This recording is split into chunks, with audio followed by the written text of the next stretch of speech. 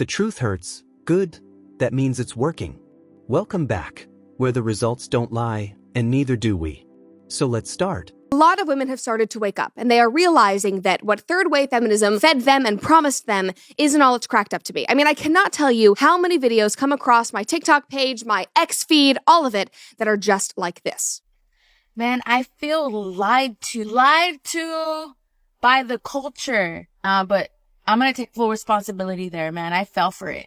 I fell for the boss bitch, I could do everything by myself, that hyper independent bullshit. And I'm 31 now, and I still don't have kids. I still don't have a family. And so many women around her age are reevaluating their lives, reevaluating what the hell they were focused on for the last 10 or 15 years, and are realizing that they probably want to change everything. And to me, it's heartbreaking because these women, they really were lied to. The feminist marketing machine of the last 30 years was insane, and not leaning into it, that's a Sheryl Sandberg joke, I am a woman, was considered the weird and non-traditional path. If you didn't do that, you were considered the black sheep. In the comments of that video, one person said the 30s will do that. It's like a switch gets flipped. Family over everything. But the sad thing is, that used to just be the norm. From the beginning, from your childhood, family was everything. That is where you put your priorities. Now, it's like you have to mature and age into realizing that that is what is most important, which is very sad. Another person said, this is how we will heal our society. Glad to see more women waking up. Another girl said, I'm glad I'm realizing this at 26. I think she's meaning to say I still have a lot of time. Hopefully God puts that good man in my path. Another woman said, yes, I blame Beyonce, independent woman song, the programming started in high school. I mean, that could be just a whole other episode and going through all the cultural icons and the entertainment that furthered this idea that women do not need anything or anyone except their career and themselves to be happy. Now, around the same time that I saw that TikTok back in December, I was sent this story. 38-year-old woman decides that she wants a baby and claims that she has been betrayed by feminism. And on Twitter, this got 8.8 million views, and the comments were lit up. So this article is about a woman who did a video for Fox, that's what the screen grabs are from, and she got very vulnerable about her life and her choices and all of it, but she was brought on to Fox because of an open letter that she wrote for Business Insider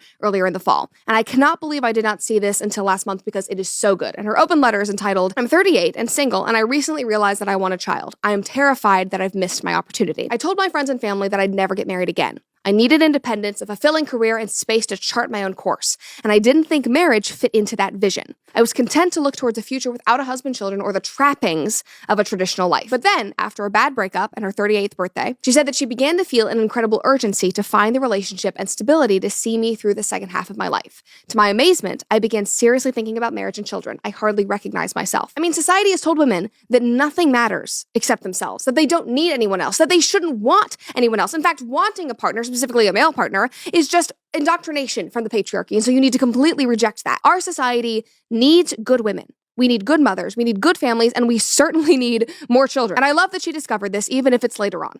Funny how the empowerment narrative collapses right around the point where loneliness sets in. When slogans stop paying emotional rent, reality moves back in. Men didn't change. Women are finally realizing the ideology sold them independence without fulfillment and blamed men when it didn't deliver. This might piss some people off, but I just want to take a moment and say, thank goodness that so many of us are waking up to the fact that modern day feminism is a literal scam meant to disconnect and separate and isolate women from one another. And not only from one another, but from the natural ways of living. Like, this shit literally goes against nature. Modern day feminism says that women should be out in the workforce working 40+ hour weeks while their children stay at home with a caretaker, that they immediately get put in the school system from age 5 and stay until they're 18, if not older if they go to college. And that while women have 4 phases of their cycle that give them extremely different hormone levels and energy levels, that they should be doing the exact same routine every day, every week, and every month. I'm sorry, but fuck that. Like, I am down for the boss babe shit. I am building 2 businesses right now. I think women should be running their own empires if that's what they want. But it can be done the feminine way. Women are meant to be provided for so they can stay home and take care of their children and be the actual parent to their child. They're supposed to rest during their moon cycle. They're supposed to frolic around naked and connect to their bodies and connect to the earth and be the caretaker. They're not meant to be in hustle all the time. They're not meant to be in doing mode all the time. We're meant to be. And we're meant to be in community surrounded by other women, letting them support our children as well. Being in community vibes is essential. And what does modern day feminism do? Separates us from that as well, turns women against each other as competitors instead of allies, and makes us work until we're too tired to function, amongst so many other tragic things. So if you're still stuck in that modern day feminism trap, let me just tell you that you deserve to be rich, you deserve to be your own boss, you deserve to do all of the things a man does too, but there is a unique way that you're meant to do it that is separate on a physiological and biological level from how a man is supposed to do it. And learning to embrace that is learning to embrace your true nature. This isn't a rebellion, it's buyer's remorse. The promise was freedom, fulfillment, and endless options. What arrived was isolation and confusion. Men clocked this years ago and stepped back. Now the realization is catching up, just much louder. By 2030, 50% of the women will be without a man. The men that are looking for those traditional values are starting to go overseas. The other half of the men are just checking out completely. They don't want to deal with women at all. So this is going to be a big issue that women are going to deal with in the future. Spoiler alert, we do not care. Also, you definitely didn't read the study that statistic is from, so let's take a look at it. The study was done by Morgan Stanley, and this is what they have to say about it. What's driving this trend? For starters, more women are delaying marriage, choosing to stay single, or divorcing in their 50s and 60s. Women are also delaying childbirth or having fewer children than in the past. Do you see that keyword? Choosing. It's on purpose. They also talk about how women control a large share of the US wallet because we are the primary shoppers for 72% of households, meaning groceries or any household needs. We buy it 72% of the time. And women are now the primary breadwinners in nearly 40% of US households. Notice how that percentage of women breadwinners aligns pretty closely with the percentage of women choosing to be single. It's almost like the less that we have to rely on you financially, the more irrelevant you become. So in summary, women are choosing to be single because we're becoming more and more financially independent, meaning we have the freedom to actually choose partners who benefit and enrich our lives. That means men who are emotionally intelligent and desire equal partnership.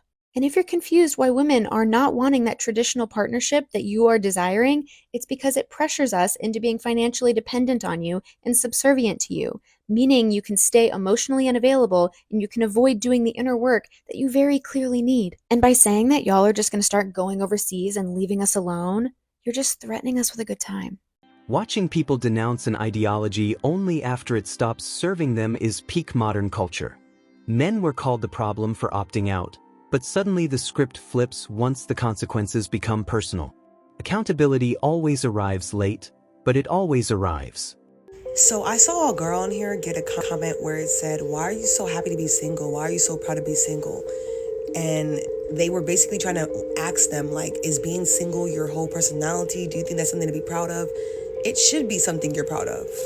Being a single woman and being a woman without any children makes you ungovernable, which confuses the patriarchy in the first place. You don't follow any of the norms that other women have followed for centuries, and you also don't fall prey to propaganda as easily as them, which confuses the patriarchy because they don't know how to control you, since you don't seem to follow any of the other things women seem to do. That's why whenever you're a single woman and you're not upset, you don't call it your waiting period or whatever people say to make themselves feel better about being single, it confuses them because in their head, you're supposed to be sad, depressed, lonely, miserable because you don't have a man in your life. So yes, if you are a single woman, you should be proud of it. It's something that they can't understand, and that's a good thing. There's nothing brave about waking up after the party ends.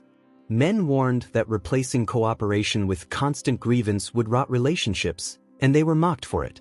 Now the silence from men feels louder than all the old slogans. Fellas, if you don't know what's going on, these women believe that they have reached heaven on earth, that they have accomplished the mission of utopia, and that for the first time in history, they're not dating men for financial stability and material things, and that they're finally just dating us for our character. And that has led to all of them being single. And they believe that they're at peace and living their best lives being single without a companion. Yes. This is what happens when movements optimize for power instead of outcomes. Men adapted by disengaging, not arguing. And now the shock isn't that men checked out, it's that the system expected them to keep showing up anyway. Feminism is one of the biggest scams. They're indoctrinating young girls. I was even indoctrinated to think that your career is going to bring you happiness.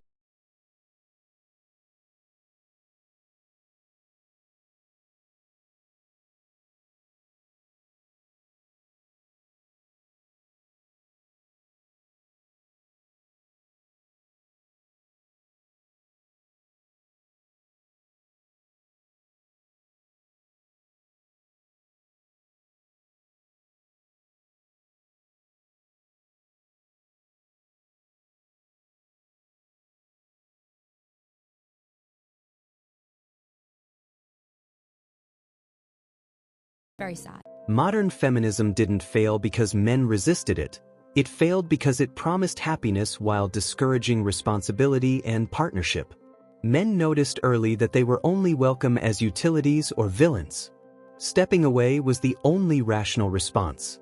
Feminism is the biggest scam pulled on women. They told us we were empowered, but what did we actually get? Stress, debt, burnout, trading our femininity for a paycheck while still expected to do everything else at home. Here's the truth. Feminism didn't set women free. It chained us to a masculine system we were never designed for. It told us to compete with men instead of thriving in harmony with them. We don't need feminism. We need to reclaim our femininity. That's where the real power and freedom has always been. I would not be here today if it was not for feminism. I think the original idea of what feminism was very, very good. I think it allowed women the opportunity to work and to have their own voice in society today. But if you really dive deep, like if you really get into conspiracy theories, feminism was really started to double the GDP of the United States to allow women to enter the workforce. And in theory, this is wonderful. Like, this is a good concept. But what ends up happening is that women become depressed, they become exhausted, they get burnt out, they get stressed out because they are, as she said, females in a masculine environment. But I'm grateful for the first wave of feminism because it allowed my mom to take care of me.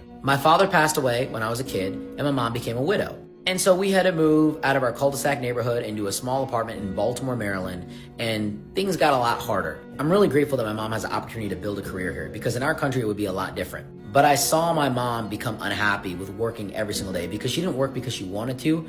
She worked because she had to, because she had to take care of me. And so the first thing I wanted to do when I became older was to retire my mom because I hated seeing my mom just throw her life away to work. Now my mom is retired. And one thing I'll tell you about me is I love working. Obviously, I like making money, but I enjoy the process of working. I enjoy solving problems. I enjoy meetings and stress and all the stuff that comes with entrepreneurship.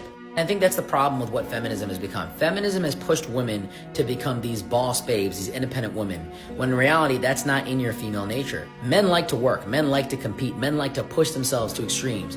Women, I don't necessarily think that's the best thing for them to do. And if you look at all the boss babes, all the independent women, they have a lot harder of a time finding partners because they can't find men on their level. And more importantly, they become so masculine through being in a masculine environment that they're unable to really start real relationships because they just can't connect with men. And I've seen this in coaching women with dating. I've coached over 1,000 women to find their husbands, and some of the hardest clients I've had to fulfill were the richest and most successful clients that I've had. I've had women that are millionaires, that look good, that take care of themselves, their life was in check, but they struggled in relationships because they were just too masculine. My whole point with this is that I don't think feminism is a complete scam. I think it gave women the right to work, and I think women deserve the opportunity to have access to a job, to a career, if they need to do that. But I definitely think that finding compatibility with a man and building with someone in a partnership is a much healthier and much better route overall. You can't build healthy dynamics on permanent resentment. Men were told to listen, apologize, and comply, never to expect fairness in return.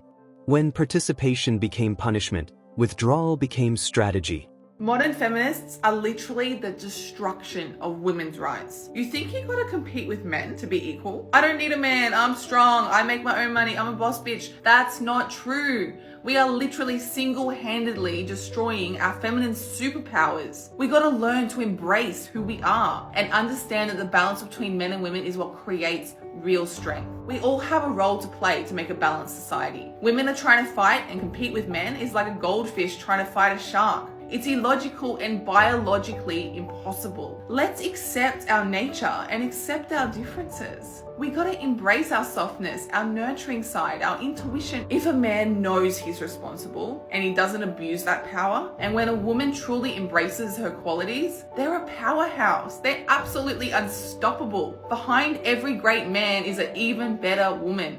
We all want a strong man. You can deny all you like, but deep down, this is what every woman wants. The irony is brutal. An ideology built on independence now demands constant validation. Men didn't disappear. They stopped volunteering for roles where they're always wrong by default. Peace beat performance. Isn't it so crazy that feminism does the exact opposite of empowering women? It is not giving you freedom, it is actually silencing you. It has convinced women that sexualization is freedom, that selling their bodies online is freedom, that having multiple partners is freedom. But what this actually does is exploit you and enslave you. It's funny how feminism actually just gave the worst type of men exactly what they wanted. I mean, having as much emotionless sex as possible, OnlyFans, running around half naked, killing their babies, men and women's sports. How does that equal female empowerment? Not to mention you're warding off all of the good men. I mean, you guys say over and over how much you hate men when you are literally doing the things that please the worst type of men. If you were focused more on traditional femininity, on having one partner, on getting married, on having kids, on building a family unit, I promise you would attract really good men into your life, and therefore you wouldn't hate all men. And every time I say things like this, I get told that I'm tearing down other women. No.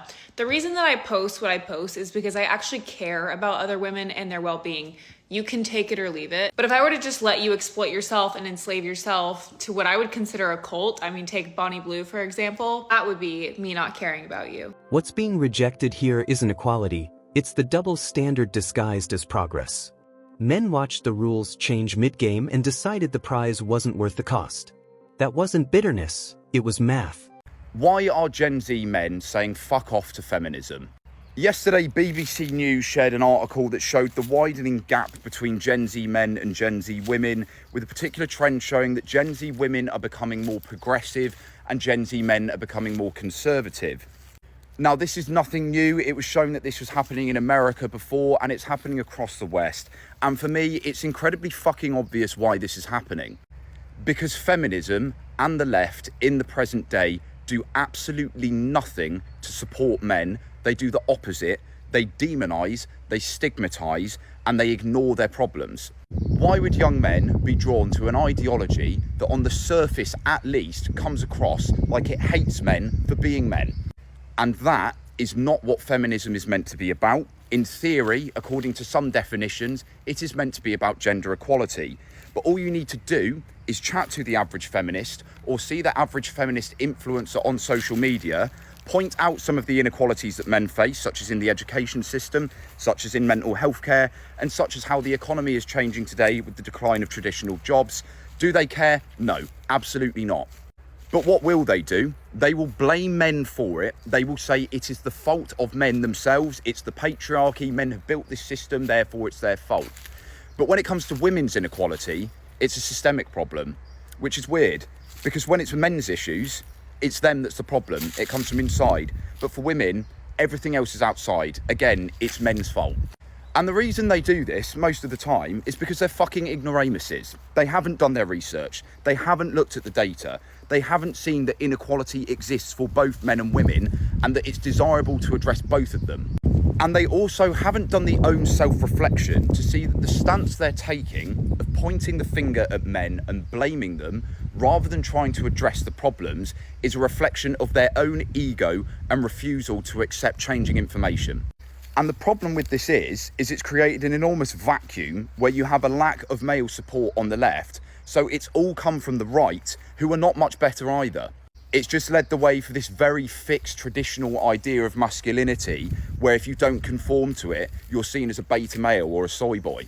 But the left are in complete denial about how they're aiding this side of the right, and they will say something like what I'm saying now as a more neutral observational stance is akin to that. They will say that anybody who dares to criticise feminist ideology or woke ideology must be a Tate-supporting right-winger.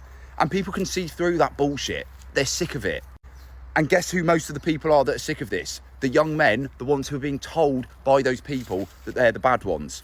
So what does feminism need to do? Start fucking listening to the problems that men are facing and stop pretending that they don't exist, because inequality can exist for both sexes. Check out leading male inequality experts like Richard Reeves. Check out the American Institute for Boys and Men. Check out the all-party political group for boys and men. Start looking into the crisis of masculinity. You can read a fantastic article by a feminist author called Christine Ember in the New York Times discussing the problems that men are facing. Because when more feminists start taking male inequality seriously too, because it is not beneficial to society as a whole, then we will have less of this divide. Men are not collectively bad as an entire gender, but I'll tell you who are collectively bad: people who believe that they are. And what will those people often identify themselves as? The word begins with an F. This is the quiet collapse of a narrative that confused leverage with happiness. Men don't need to celebrate this shift, they already moved on. The real shock is watching people realize too late that slogans don't replace stable relationships.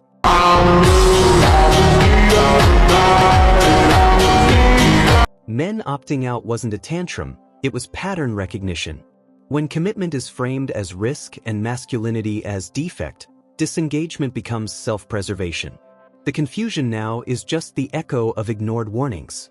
Isn't it crazy that a male feminist was just nearly taken down by a feminist? This guy, Justin Baldoni, has staked his entire identity on being a man who worships feminism. So much so that his life's work is a movie he directed and starred in about domestic violence against women. And what was his reward for being such a powerful ally? His feminist co-star taking over his movie and then suing him for sexual misconduct on set. Yeah, so it turns out that positioning yourself as a male feminist does not gain you an ounce of respect. It actually just makes you a target to be taken advantage of because they all just see you as a beta. Ideologies that thrive on blame always run out of villains eventually. Men stopped playing the role and walked off stage.